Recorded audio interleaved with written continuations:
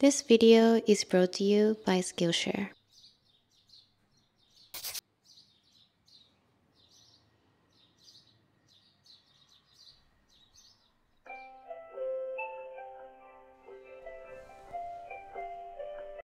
Hi, I'm a loser. Well, at least on paper.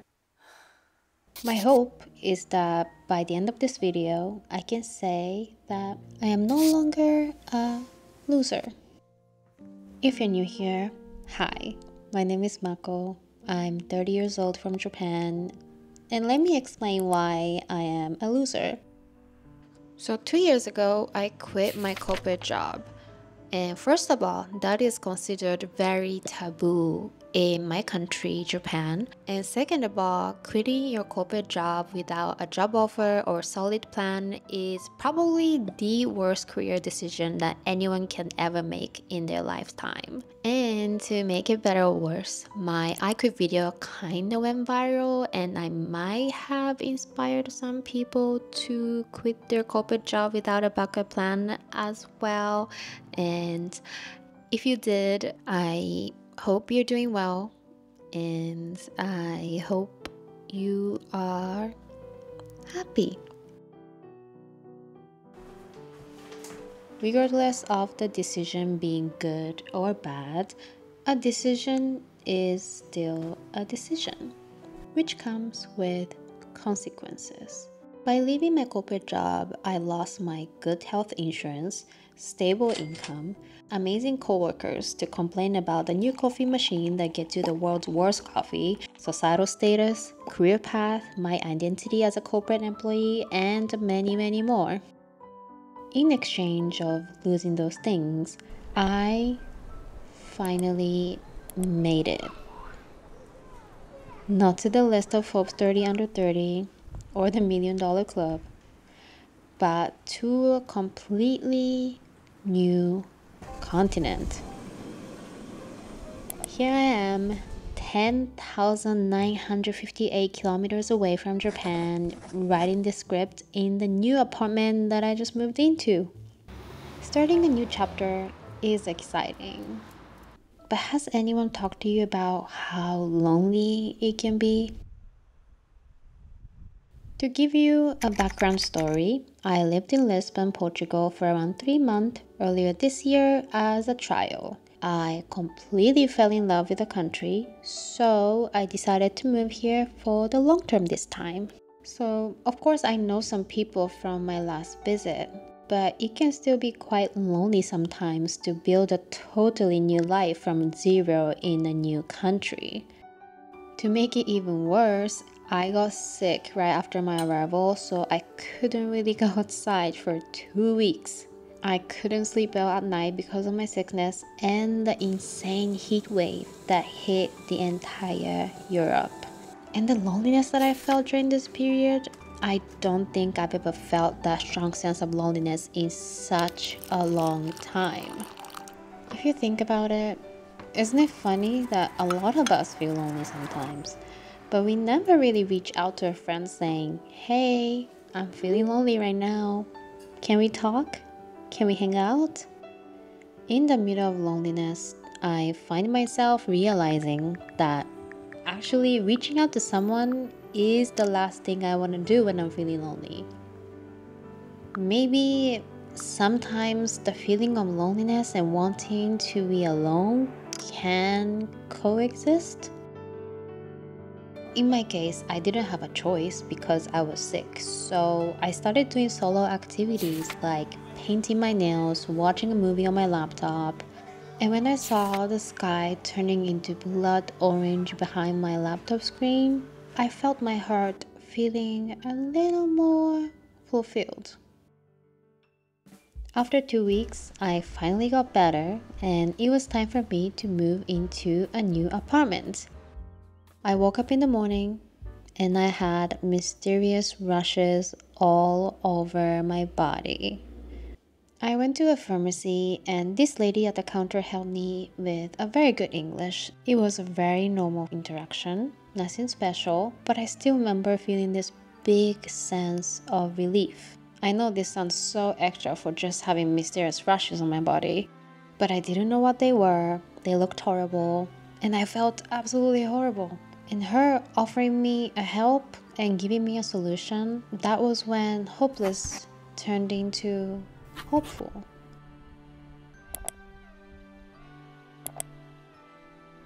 I think another reason why I felt such relief is probably because she spoke English to me. And I know it is totally my fault that I cannot speak the language of the country that I decided to move to. But I feel like now I finally understand those people visiting Japan saying they miss having conversations in English. In these situations, I think what we miss is not the language itself. I think it's that maybe we miss understanding others, and more than anything, we miss being understood. 4 days ago, I was walking back from grocery shopping, and this flyer on a bulletin board caught my eye. Portuguese for foreigners. I guess sometimes you find what you're looking for when you're not looking at all.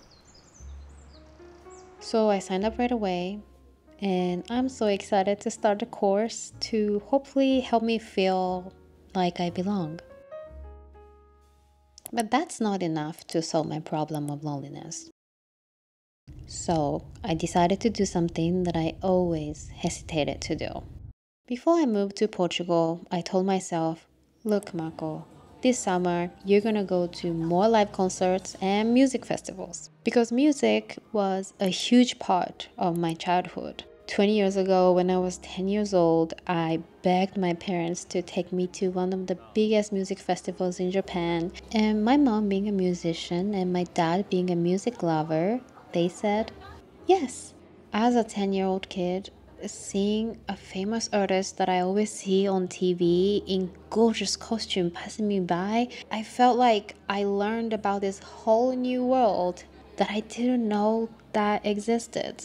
But as I grew older, I kind of stopped going to those events because I felt like it's always a hard work to find people that match my musical taste, and convincing them to go with me can get quite annoying. So this time, I decided to just buy the ticket and go solo. And this was a big deal for me because I have no problem dining at a restaurant alone, but going to a music festival alone in a foreign country, that kind of scared me.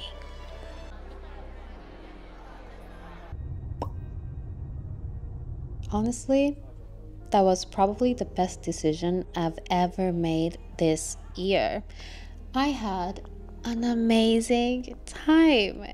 I ended up meeting up with a friend who happened to attend on the same day, so it didn't become a complete solo festival experience. But the best set that I saw was the one I went completely alone.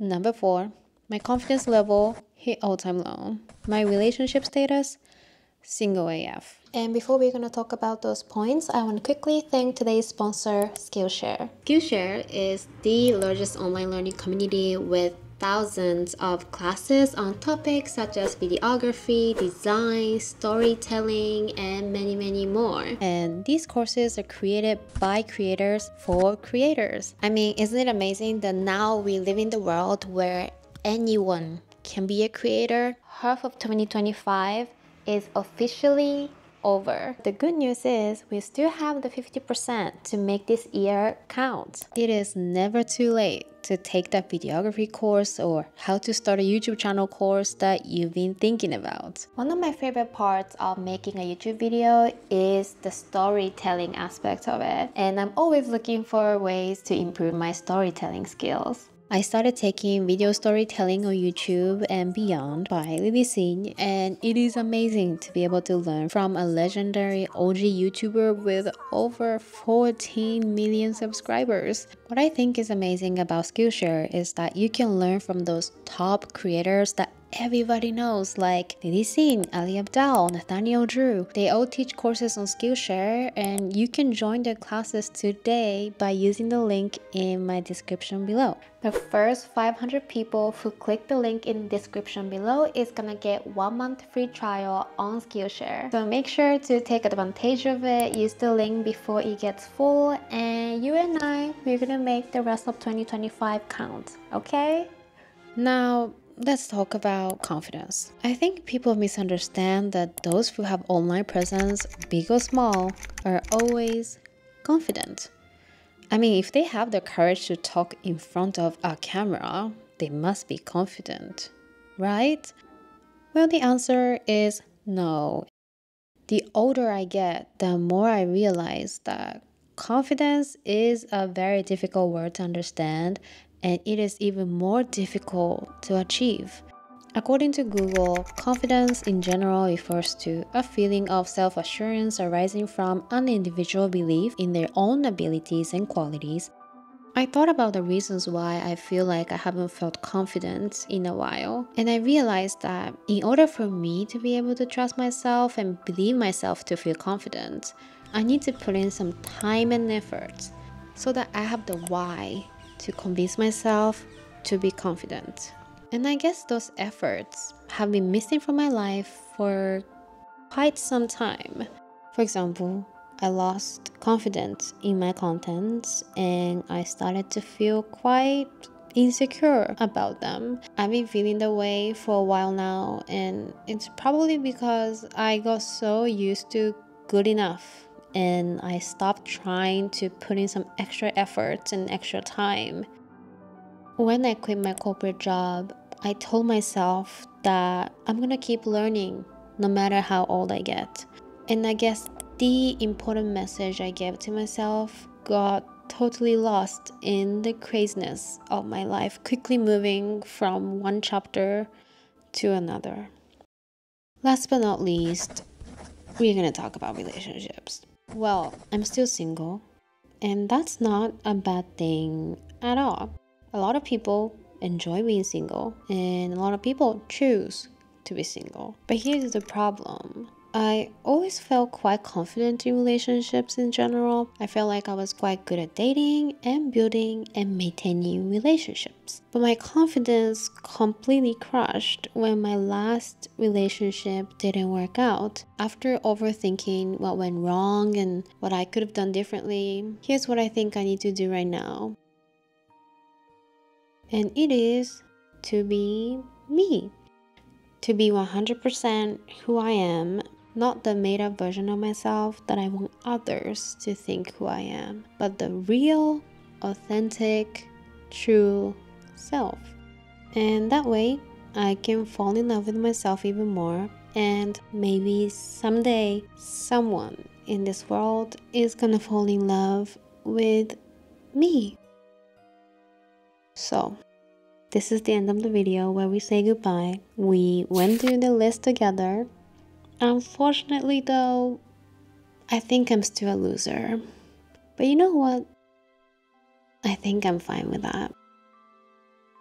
Thank you again, Skillshare, for sponsoring this video. Make sure to use the link in the description below. And don't forget to like and subscribe so that I can see you again in the next video.